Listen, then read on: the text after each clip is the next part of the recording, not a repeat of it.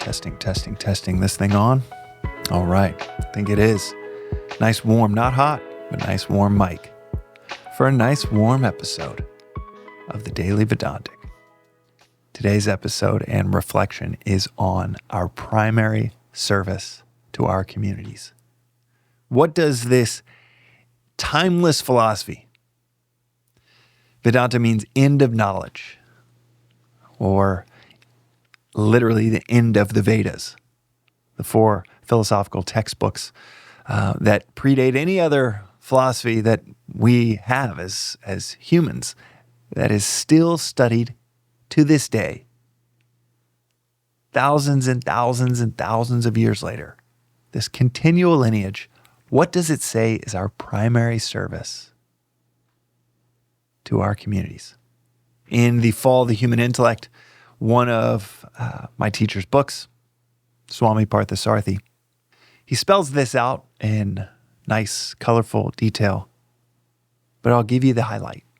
Our primary service to our communities, according to this philosophy, is to spread cheer and joy everywhere we go.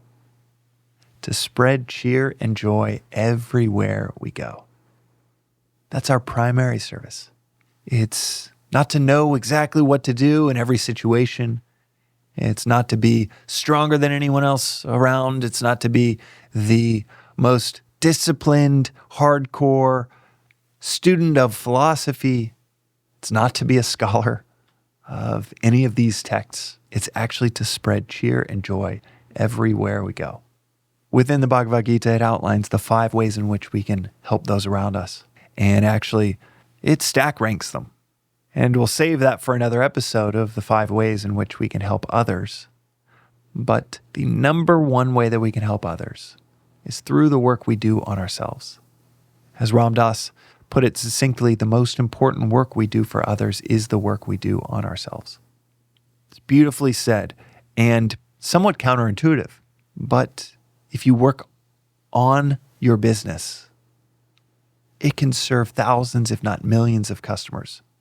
If you're just focused on making this customer happy in front of you, and maybe they are an insatiable one, but you're obsessed with that validation from them, or you're obsessed with getting the press clipping that says you've done something wonderful and great and unique and different, and you're special, you might end up with a really shitty business. And I have done that.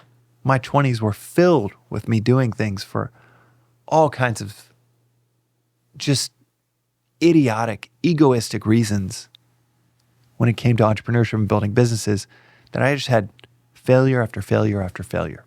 Then in my 30s, started to pick myself up after swearing I'd never start another business, and started to work on the business, meticulously oriented around each detail of the product, our margins, our distribution and marketing strategy, and making sure we were building something sustainable. That wasn't just a flash in the pan and was great for someone in October of 2021, but then went out of business 6 months later, but had this sustainable gift that meant that we were still able to offer it in October 2023, hopefully October 2033. And that's through that internal reflection of how do we make the best business we can, that then can make the best products we can. Similarly, we're called to help others by focusing inward on what is it that I need to improve in order to help others. That is the most important work we do for others. It's the work we do on ourselves. And what does that externally look like? Well, it's sustainable cheer and joy that we bring every community we interact with. It's a nice 1-2 punch. And it also foreshadows what you're going to be bringing to your community when we do this inner work. You're going to be bringing cheer and joy in the way that you want to do the dishes because of the identification with the household. In the way that you want to do that hard task at work because you know it's going to benefit the whole team. And you even remind yourself, okay, I'm going to do this with cheer and a joyful attitude.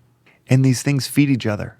The more work we do on ourselves and usefulness that we bring to the communities we're in, the more cheer and joy we get out of the work that we're doing, externally and the work that we're doing inwardly, it's a beautiful flywheel that takes less and less effort over time. That's what a flywheel is. A flywheel, a propeller, an airplane takes effort in the beginning, but once it gets going, it takes less and less and less and less effort to keep spinning. And before you know it, you're gliding through the air. And this flywheel just keeps on working, spreading cheer and joy, receiving cheer and joy, more inner work that leads to more spreading of cheer and joy, that leads to more cheer and joy for yourself. It is a beautiful, virtuous cycle. But bringing it back to the highlight of today's reflection, what does this age-old philosophy tell us? Our primary service is for the community around us. It's to spread cheer and joy. And we're going to end this episode and really drive this point home with a beautiful poem I came across recently called Impact by Nikki Banis.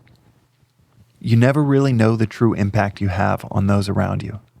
You never know how much someone needed that smile you gave them. You never know how much your kindness turned someone's entire life around. You never know how much someone needed that long hug or deep talk. So don't wait to be kind. Don't wait for someone else to be kind first. Don't wait for better circumstances or for someone to change. Just be kind because you never know how much someone needs it. Go out and spread debt, cheer, and joy. That's been today's reflection on the Daily Vedantic. We'll see you next time.